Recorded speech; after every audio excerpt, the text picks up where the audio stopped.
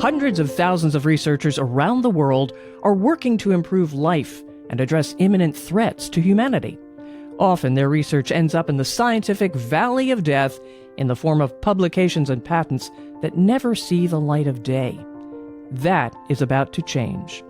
Welcome to the Lab to Startup podcast, hosted by Naresh Sunkara, founder and executive director of the Berkeley Postdoc Entrepreneurship Program at the University of California, Berkeley. This show has two main goals: share the stories of those who have successfully founded startups based on their own research, and highlight resources needed to help those aspiring to launch startups in the deep tech space. Whether it's electric cars, vaccines, addressing climate change concerns, or possibly establishing life on other planets, Naresh and his esteemed guests want to help scientists, engineers, faculty, and researchers bring their innovations to market. Learn more and subscribe today at labtostartup.com. And now, here's Naresh. My guest today is Manny Stockman, a partner at Osage University Partners. Since 2009, Osage has been exclusively investing in startups spun out of university research. Manny invests in core technology areas across software, computing, and hardware. Prior to joining Osage, Manny worked at Lockheed Martin and Skunkworks. As an engineer executing on the transition of early-stage technologies into the defense industry, he often joined university researchers with his industry team to develop unique technology solutions across the materials, applied physics, and photonics domains. He has a PhD from Princeton University in aerospace engineering and applied physics. In this episode of Lab to Startup, we talk about the investment thesis of Osage University Partners, technology readiness challenges, lessons learned from investing in early-stage technologies at universities, and challenges with current market research used to evaluate product market fit, and spend some time talking about equity splits involving non-operating faculty members that co-found startups. Manny is super optimistic about technology spin-out from the universities, and since he understands the challenges around university technology translation from the industry perspective, as well as an investor, I believe his insights are going to be very helpful for those considering startups. It has been fun discussing some of these topics, and I hope you enjoy this conversation. All right, Manny, welcome to the show. And I believe a good place to start this conversation could be to talk about something you mentioned during our last conversation when you said there is no better time to launch a startup in the deep tech space, which I completely believe in. I'd like to hear your thoughts on the subject and why you think so. Sure. Yeah. It was fun to catch up before, and it's good to join you here today. So thanks for doing that.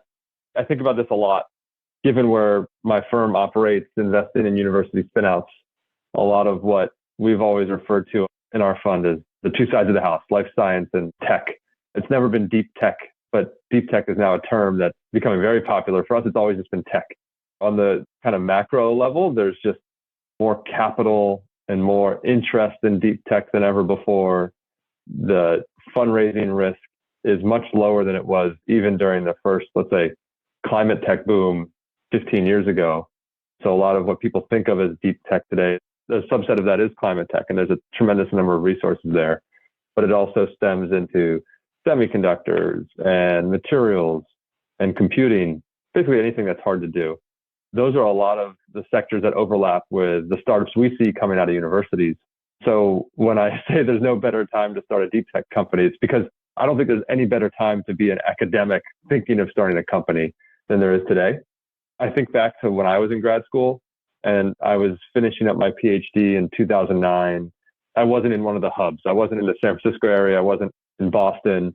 And I was finishing up my PhD and I loved what I was doing. And my advisor was a great mentor.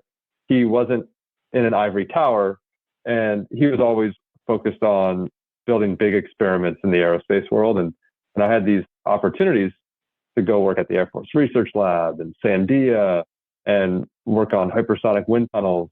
But when I was finishing up my PhD, there was still only really two paths. There was, hey, go be in the aerospace industry working for the defense primes or the research labs, or go try and be a professor. And I knew I always wanted to work on big experiments. So I was super excited to go work at Lockheed Martin where I did. And I was happy about that.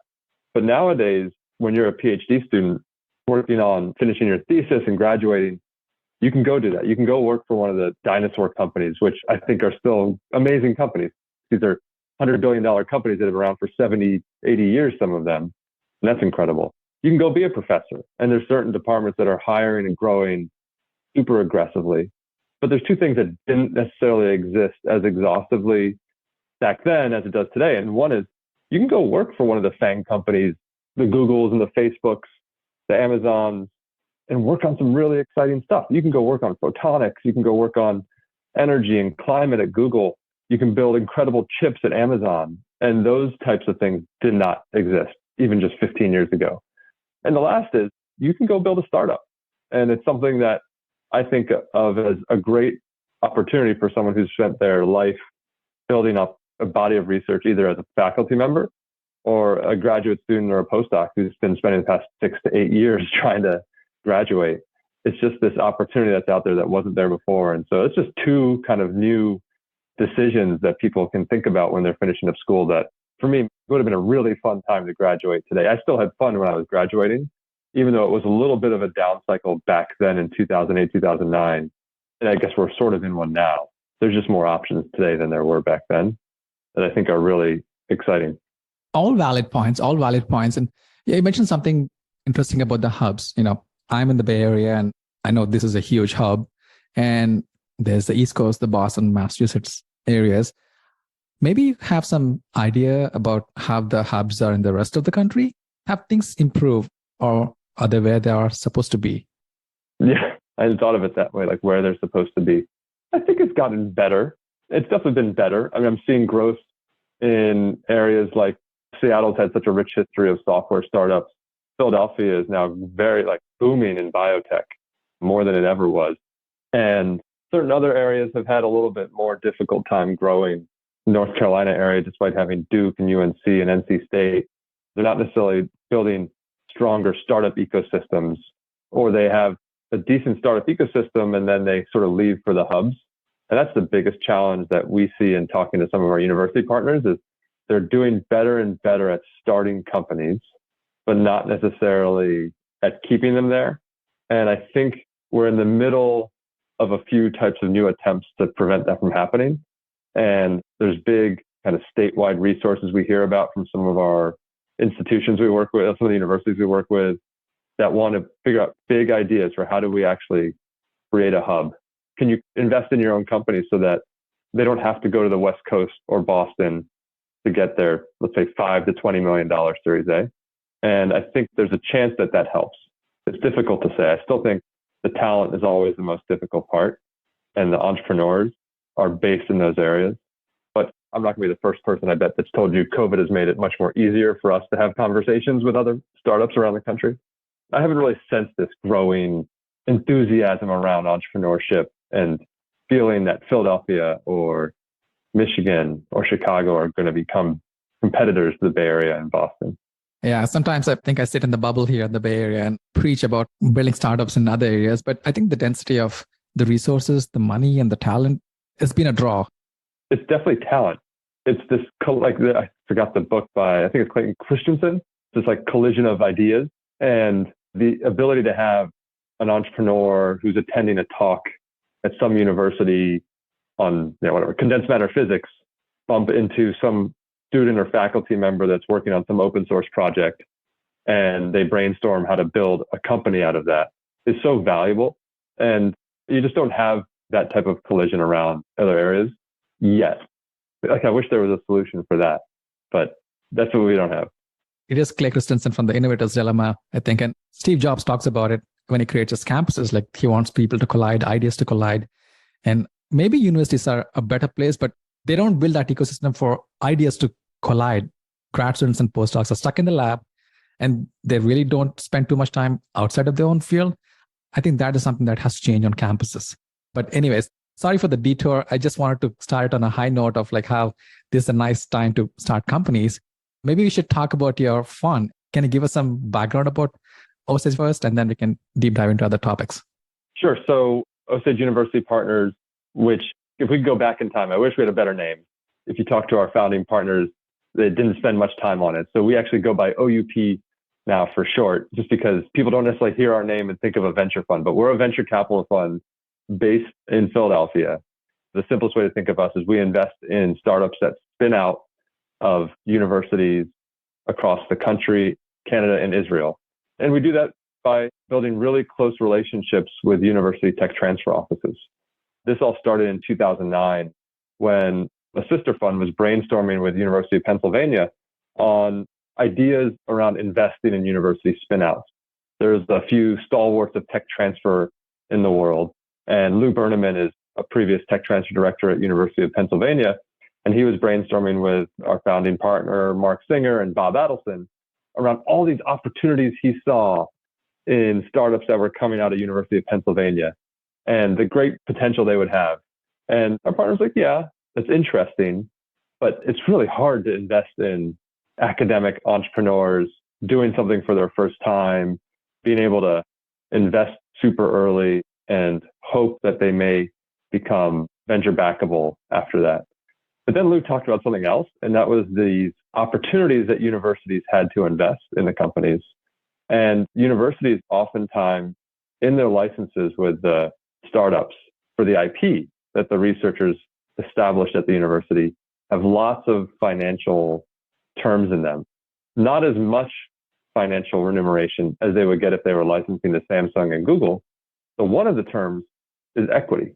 Startups don't have the ability to pay for big dollar amounts for licenses. So universities take equity, and with that equity, they oftentimes have opportunities to invest their pro rata rights in the universities. So when our partners heard that from Lou, they're like, whoa, wait, that's really interesting. And so our fund partnered with universities, Penn and Duke and Yale and Caltech and Florida in 2009 to share in their deal flow and their pro rata rights to invest. And in return, we gave those universities a portion of our fund's carry, which is our profit. And we hope that goes back to fund the institution's entrepreneurship ecosystems, create more startups, proof of concept funds, things that will create a great cycle for us. And that's the kind of origination of OUP.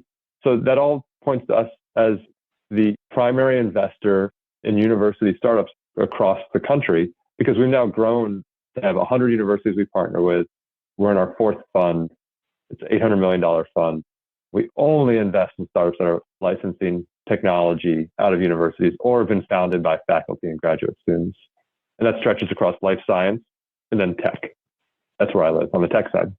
Are you the only group that is investing in university startups exclusively? We're probably the only group that does it as a rule. And there are a few other entities that often investing in university startups. So there's like one or two others that I think about in the space. IP Group has been active in helping form companies out of universities. That's all they do. And then a few others are just really active. Like the overlap of what they invest in out of universities is stronger than your average Sand Hill Road investor. Most VCs have a number of university startups in their portfolio. They just don't realize it. They don't think about it. It's not that important to them to know. And so my conversations with other VCs are often a little bit one-sided, where they tell me about 5 startups they're excited about, and half of one of them is a university spin-out. So it's always really interesting for them to realize that they do actually have a decent amount of activity in the university space, but it's just not necessarily something they're tracking. And we do that because I think as a VC, it's important to know what you will do and what you won't do. It's something I've always thought about in my career. And I love having this defined niche of where we operate. Because if I say, hey, we can invest in any startup, and then you're competing with everybody, and it's really difficult. So it's been helpful for us to define what we do and won't do. I like it because I think it somehow brings the diversity needed as well in terms of technologies coming from all these universities, which are supposed to be at the forefront of it. I'm sure there's an advantage to that one. Maybe you can talk about your investment thesis. What are you looking for in the tech, in these founders, technology readiness? As most venture investors would think of investment thesis, we don't have an investment thesis, but I'd say like investing in university spinouts is enough of a thesis that I'm satisfied, that I don't feel like I'm wandering. And within that, when I think of building a thesis of an investment, what I think about is oftentimes like in our area of investing, disruptive technology is table stakes. No startup is spinning out of a university without significant amount of IP behind them. Like I haven't tried to quantify this number, but some very large percentage of the startups we see have probably already been funded by $3 to $20 million of some government grant. And lots of professors like to think that that's like their seed funding. That's a whole side story in terms of how researchers think of their previous set of grants. technology is not the thesis for us. We see that in every single company we invest in. And this is no surprise, like founders are the biggest part of our thesis. And it's not necessarily about have they been repeat entrepreneurs or have they made investors a ton of money before? Because when we get excited about a company and a team, it's oftentimes early. We'd love it if there was an experienced entrepreneur in there, but we do make many seed investments and we do invest behind first-time entrepreneurs. And when we do, it's when we find founders that have given off this sense that they can bend the curve, whether they're a fresh PhD or postdoc or a professor. They've already all shown the mastery of their field of technology. But the thesis I like to build is like when I can uncover the ones that have shown that they can take that mastery and gain exponentially fast knowledge of some other field. And it's surprisingly important to be an exceptional fundraiser and understand fundraising. It's not rocket science, but know who's in your space and show that you're a student of history, that you've looked at all the other startups that have been in your category before. Just like when you're doing your dissertation on some topic of database infrastructure, to know all the different approaches to databases. Make sure you know all the different startups that have failed in that space too. And then the clearest thing with that also is we, in our thesis, see the opposite of what the average venture investor does, which is most venture investors have the privilege of working with great entrepreneurs who come from companies where they've been exposed to problems day in, day out, and they may leave that company to go start their startup to solve that problem. And they have great product chops, but it's difficult to come up with a technical moat. But given what we see, which is great technology, the hardest part is the ability to map that technology to a product and a real problem. And so we also look for the founders that have shown really strong ability to do that and think out what the product could be, but not be so focused on what their first instincts are of it, but be able to listen to others and have gathered a bunch of information from other people to help shape that product. It kind of comes down to the founder, but it's also very much broad in how we evaluate that. Thank you for that. There are so many threads you can go after. I think we should go after them. Let's start with this.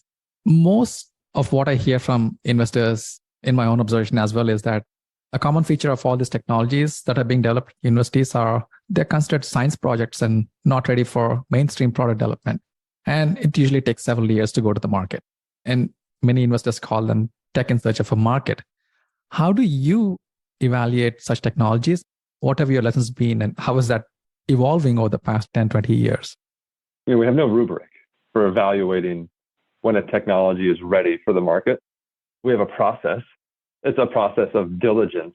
And there's certain things we look for in understanding whether it's ready for the market. My mentor, Mark Singer, I remember he described it to me on day one, like it's pattern matching. Venture is a pattern matching sport. So that's an unfortunate truth about it, but it's more of pattern matching to understand where things fail. And we've now watched thousands of university startups fail. So on this technology in search of a market problem, what we often think about is not whether there is a market, because oftentimes these groups have been funded by big government agencies for something that is a real problem. But most times, certain things like how big the market is, which is obvious, it's MBA 101, but it's understanding how quickly customers will buy in that market. Will they ever buy? And how exactly are they going to make those buying decisions?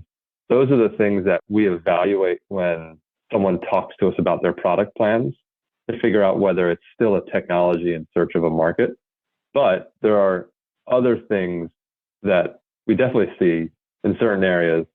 I'm spending time right now in quantum networking, not because I'm actively looking to make an investment. It's just, I see a lot of this coming out of our university research and startups are starting to form. And, I want to think about, is this a time to make an investment in quantum networking? And it's really hard when you ask a startup and they can't necessarily describe who the customer is.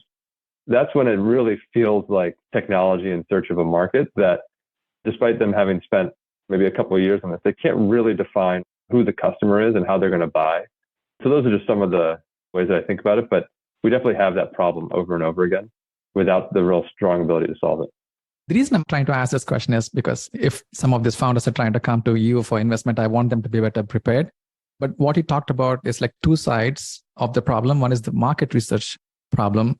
How should one perform this market research? There are programs like the NSFI Core and so on, where they're looking to talk to the customers. And in many of the breakthrough technologies, the use cases or the market sizes are not immediately obvious. I think this is something Clay Christensen brings up in Innovator's Dilemma as well. Whether it is like Apple's iPhone and you take your pencil into RNA vaccines today, the use cases are not obvious to even the most educated folks until COVID hits. How should a potential founder think about these things and respond to you of not having an immediate market? These are long-term projects, but if nobody funds them, they're going to die. Right. First off, I'm okay with technologies not being a part of startups. Like that's part of it. Not every technology should necessarily be able to be a startup. And that's the hard part of it, because it's not just about finding the right market for a technology. It's also about finding the right person for a technology. And if you didn't have Steve Jobs, would you have ever had the iPhone? There were predecessors to the iPhone, but it took someone to figure out the right exact product to build and the right way to go to the market. And I think we can all probably say for certain, something like the iPhone would have existed. Maybe it just would have taken 10 years longer. So part of what I think of when an entrepreneur is coming to me with a technology that's in search of a market, do they have the ability to bend the curve? They don't have to be a Steve Jobs-like person, but they have to have this hunger and knowledge of all the different ways they could go to market and this openness to learning. I don't want to have to teach someone about the market and the failures in the space. A lot of times startups forget, like it's their goal to get me to a yes, and it's my goal to get to a no. I'm not trying to invest in every single company, so I want any excuse I can. So a lot of the times when I speak to companies, I hope they realize that I'm constantly running like a little machine learning model in my head of what company do they look like. And it's their job to convince me of, oh no, I'm not that one, I'm not that one, I'm not that one. And preface any pessimistic skepticism I have on that. And that takes being a person who can bend the curve. Yeah, I think hunger to learn and openness to new ideas, I think those are two great characteristics. You mentioned something about being able to raise a lot of money. Are there signs that you found in founders that are indication that they could be a good fundraiser? Like everybody from Elizabeth Holmes to Adam Newman are very good fundraisers. I think a lot of the success, even though they failed in their own ventures, but they were successful at raising money. What have you learned about these university founders that are good at fundraising? It's a good question. I feel like we should try and break down that characteristics. We've looked at our analysis, like our portfolio of 130 university spinouts, and we'll try and be analytical and ask questions of our portfolio companies. Was this a professor founder CEO? Was it a graduate student founder CEO? Was it a very competitive venture round that we got involved in? Just to try and get the forensics. And one thing we haven't done is, why were they a good fundraiser? We know that having fundraising skills has been important, but why were they a good fundraiser is something that'd be really interesting to think about. As you asked the question, just a couple things were going through my head. And every venture investor has their own style of investing and their approach to deals, to getting along with entrepreneurs. So I can really only speak for myself of like what makes for a great fundraiser with me. A few things are important. One is someone who knows how to clearly be a leader, but show that he can have great people around him. And that is really well done as you get deeper in diligence with a venture investor. And hopefully they're also talking to the full team, when a CEO can drive the conversation, but not feel like he has to own the conversation and be the only voice in the room. Other ways that they can become great fundraisers is by doing what I said earlier, which is demonstrate that they are students of this field, especially if they're first-time founders and CEOs, that they know how to win in this space. And they know what matters to venture investors. We do the math on our own of setting return expectations, but they know how to cast a really big vision, that it's not just about the first product they build. It's about the third and fourth product that they can create that creates an enduring company. Those types of ideas are really important to creating a big fundraising story. And the last thing I'll say is, part of this is knowing the history of what has created really large exits. It's finding a founder who can understand that there are great small companies and there's great big companies too. And you want the founders that understand how venture works. It's that they need to create a vision that's big enough to absorb generally $50 to $100 million of venture capital so that they can build hopefully $1 billion plus business. And not everyone gets that in the academic world when I speak to them.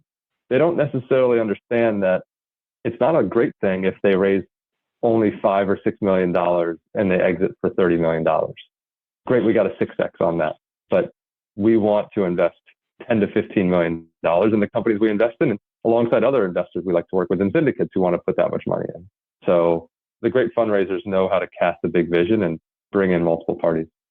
I think this goes back to a challenge in academia about being educated about startups, how to think about having a big vision. Most of the times these postdocs and grad students are working on a very small problem, but they really don't have an idea about what the market could look like. Are there any universities that are doing a good job at that stage of trying to educate them to think big and like how your impact could be much bigger, or in this case, building a bigger company?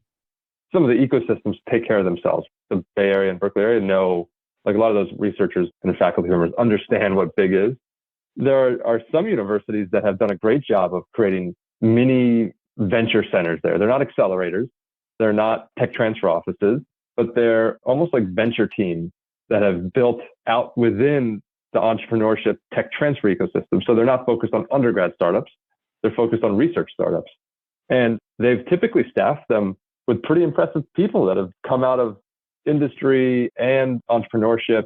They maybe have had a few exits or failed efforts under their belt, and they know what the venture journey is.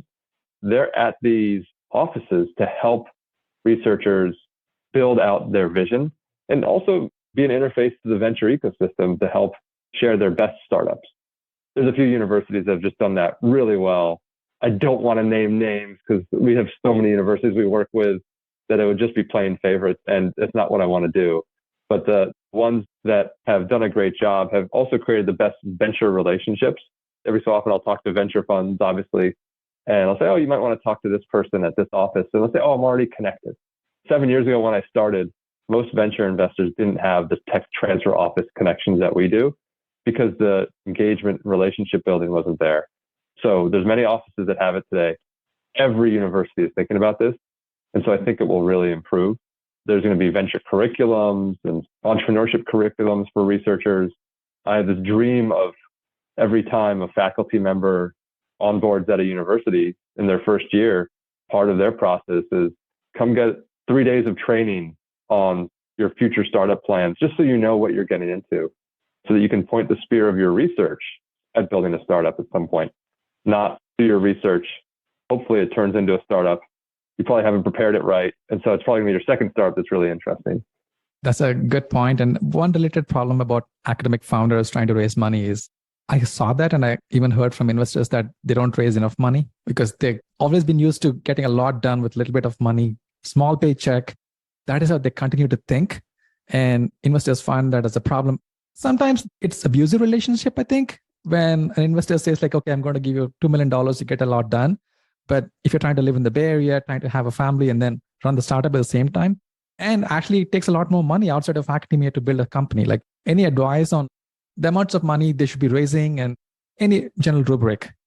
So for one, all startups should just share anecdotes and learnings with other entrepreneurs. And one thing researchers are great at is they're good talking to people within their community, but they're not necessarily great at asking for advice from people outside of their community. And so I think it's important for startups to understand the budgets like you described and obviously plan out realistic expenses. So I think that's the best way for them to learn. The rubric I think about is classic.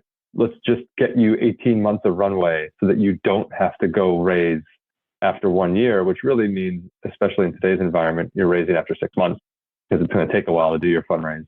So I think 18 months is a good temporal target. The other thing is thinking of like what the value creating milestone is going to be that you are going to achieve with your money. So what does $2 million get you to? So for some early stage spinouts from a university, that might be replicating the research outside of the university. There's something pure and simple like that. For others, It could be getting their manufacturing solution from batch performance to continuous flow, or obviously increasing the scale of manufacturing. For software startups, you can move much quicker in your ability to engage customers. So you want to raise that first amount of money that gets you to two pilot deployments of your software, so that at your next round, your venture investors can speak to your customers. Like, all of these things are driven by, like, list out your biggest risks and try and knock off a couple of them as milestones, so that your next round can look at this as a reduced risk investment than if they had seen it 18 months before. Sometimes there's definitely startups that only have simulation data when they first spin out of the university, and they've proven with the capital they've raised that they can take simulation data and actually build what they said they were going to build. I was just speaking with a startup I'm really excited about that always talked about what they were going to be building in the photonics space and had shown great simulation performances. But every expert I spoke to said, oh, that material platform, it's always been tricky to get to perform out of the fab like they think it will. And it's this general structure of photonics manufacturing. So I didn't invest in their last probably 2 rounds, seed round and seed 2 round. And I just caught up with them. Not only did they demonstrate it was as good as they advertised, but it was 10x better in terms of its performance. And so that reduced major risk in my mind. They knocked off the biggest risk that I was worried about for what they were building. So, I'm seriously going to engage in this next fundraising round and due diligence on it. So you definitely want to get to that point where you've collected feedback from all the potential investors you've talked to and yourself thought about what are the things I need to do to reduce risk and raise the amount of money that gets you through that milestone. But in terms of costing and salaries, everything's always more expensive than at a university. You bring up a very good point about de-risking. I think it's not talked about much at startups, especially in deep tech. I think there are going to be various levels of risk for technology and markets, and there's only so much you can work on, probably one risk at a single time. And I think that focus is important, and then conveying that message is even more important. I just wanted to talk about those experts. Most experts are based on past data, and something as innovative of this photonics technology and all. How do you differentiate your noise from signal when you're trying to take advice from experts? Think about this in so many ways. When you are doing diligence on an opportunity, a startup, and you're maybe doing reference checks on the person, the CEO, or diligence checks on the technology and the product, you oftentimes can talk to experts who are oftentimes coming from industry, and there's just such classic industry bias against new technologies. What I'm always looking for is a collection of signals, of which is there enough support within them.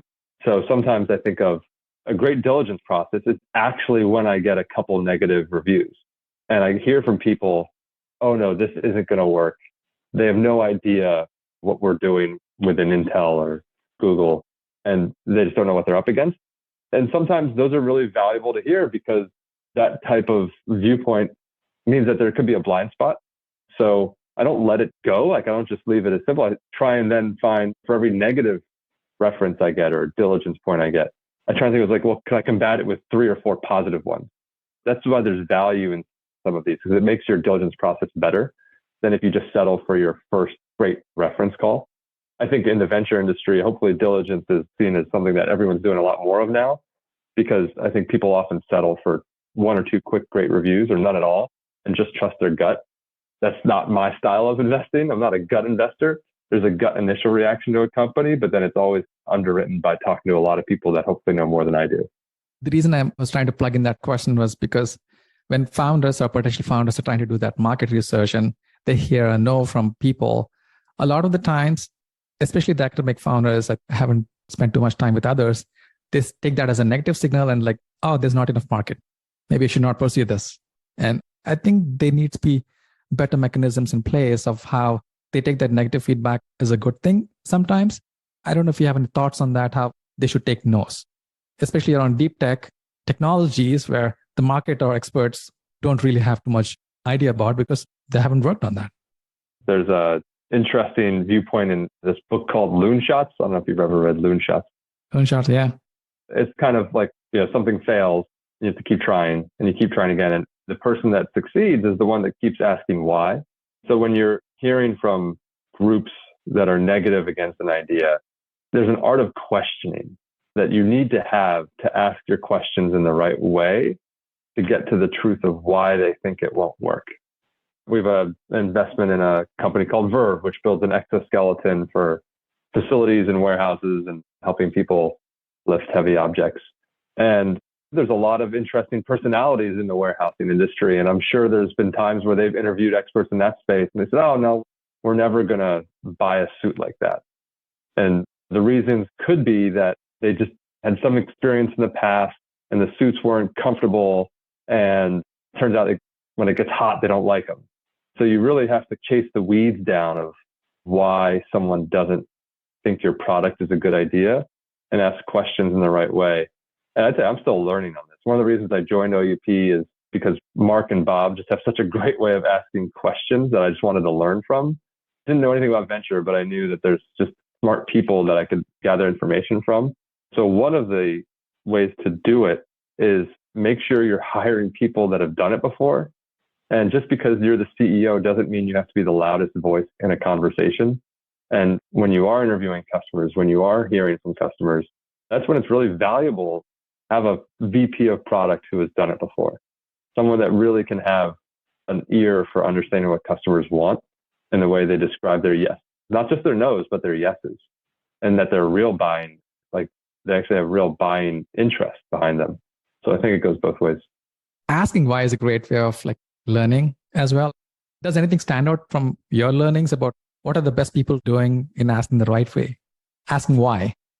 Things that I do with founders when I'm talking to them about some assumptions they have is, who did you kind of surround yourself with, form that opinion?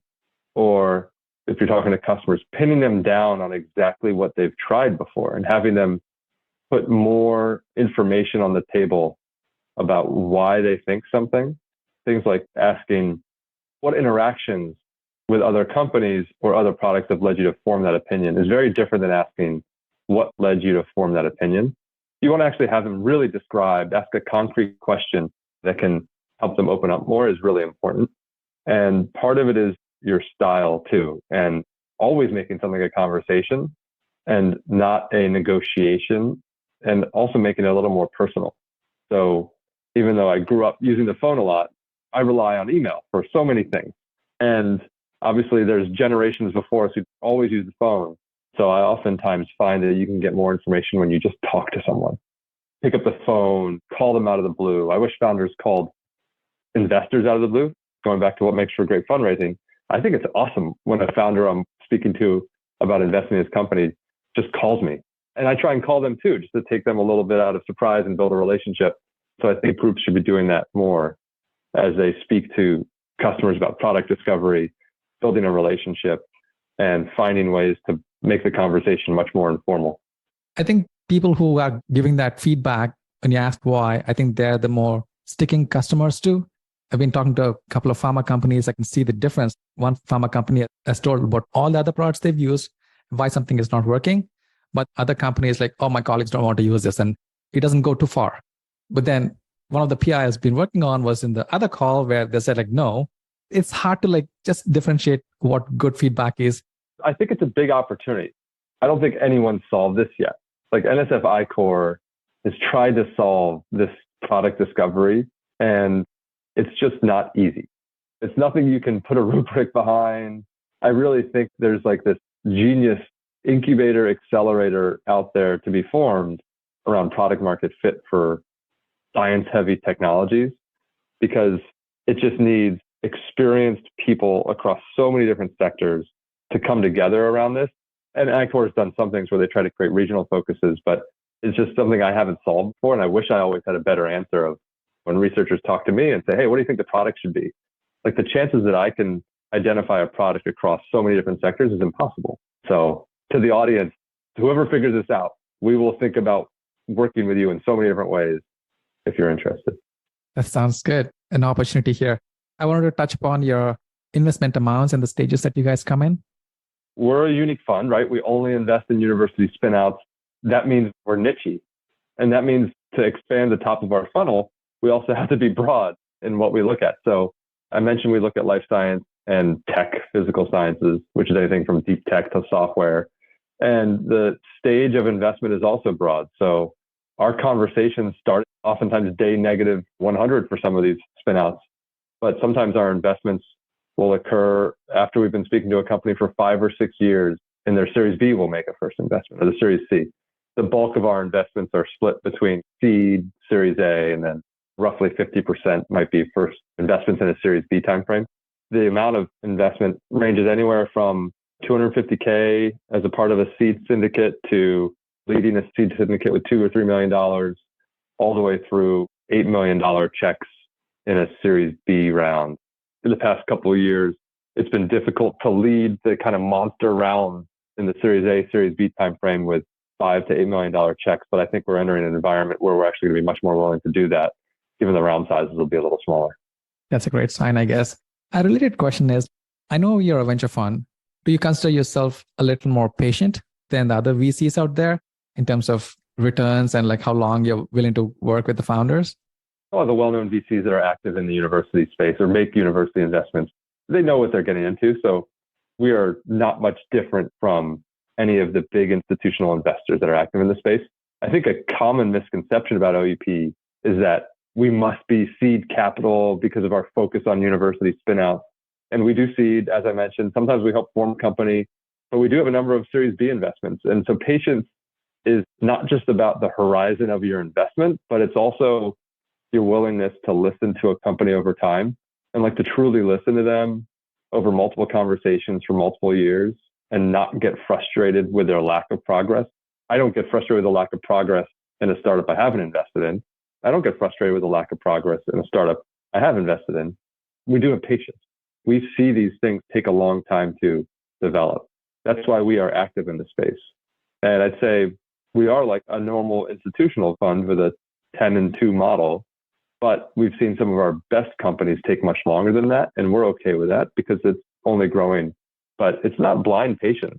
We don't want entrepreneurs to be fighting this long journey to success when all signs point to it being too difficult to do what they're going to do.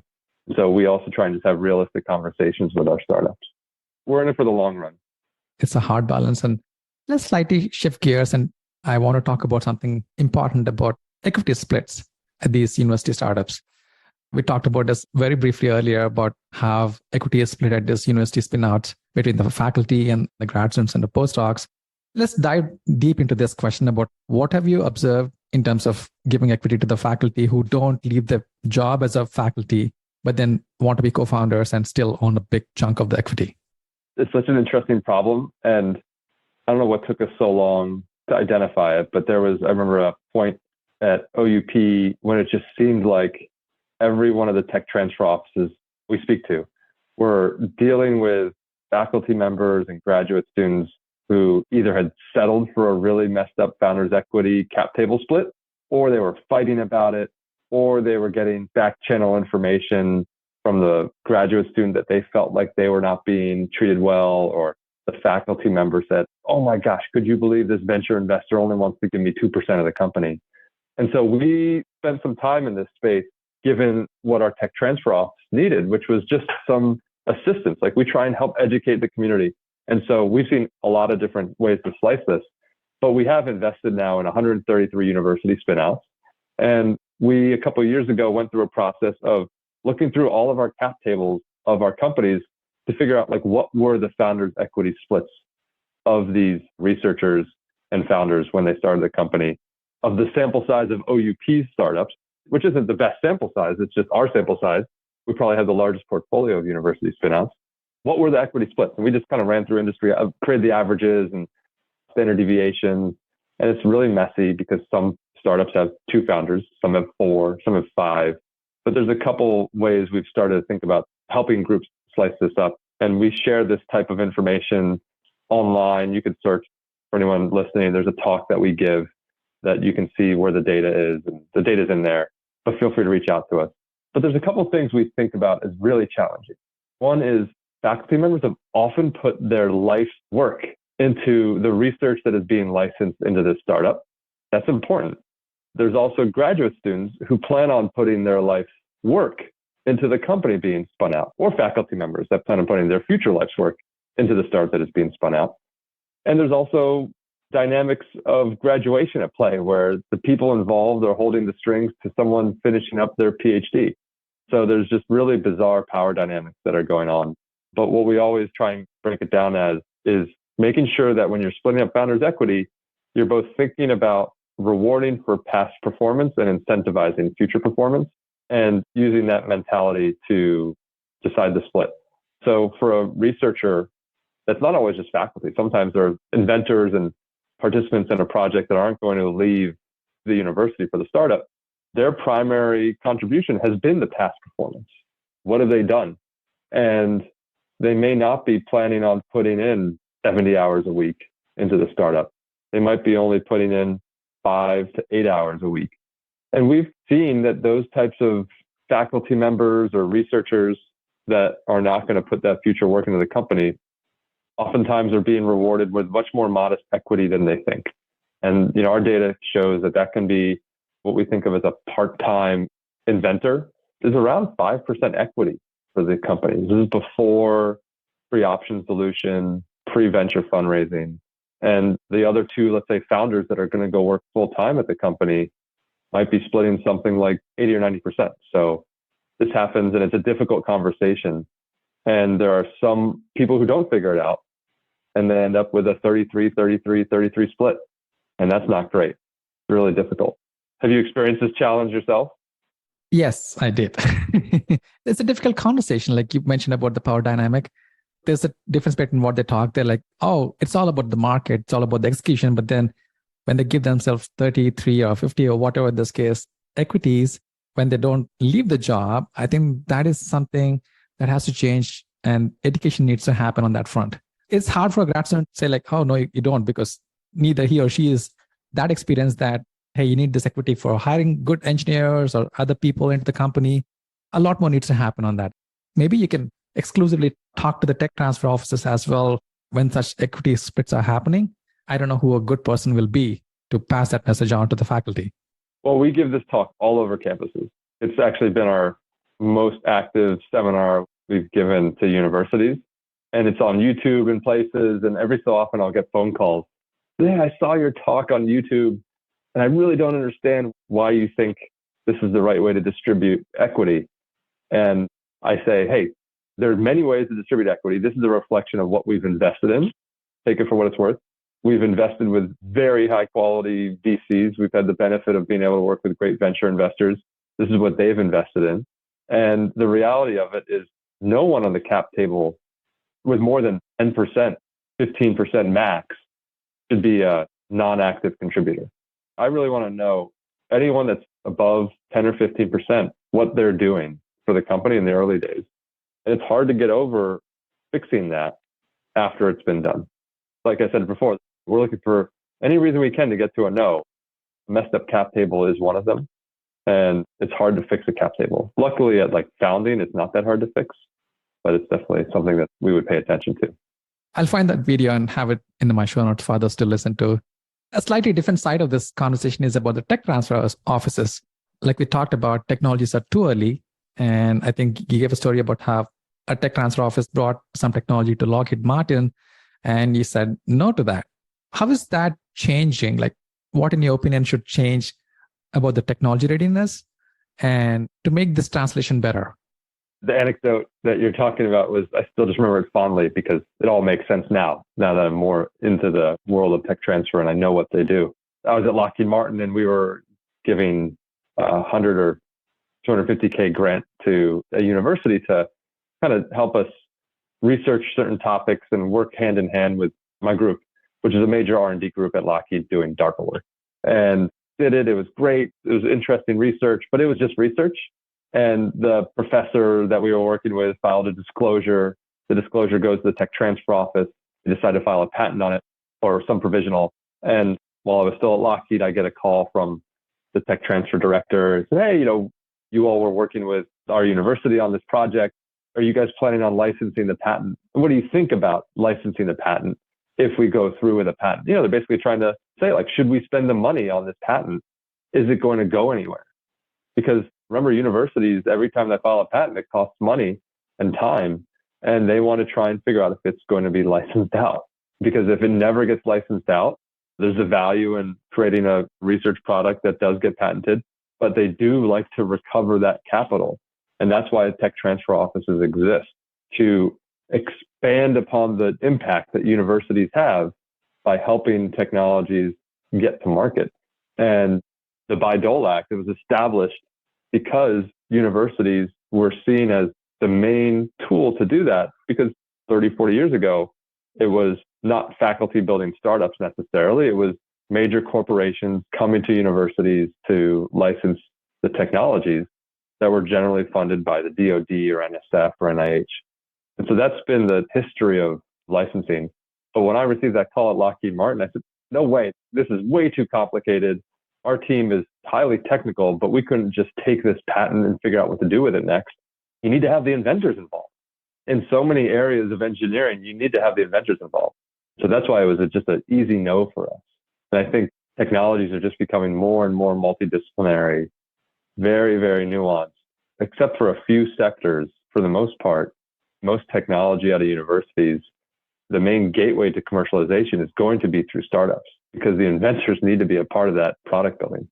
Yeah, completely agree with you. The know-how of the technology is super important, more than that patent.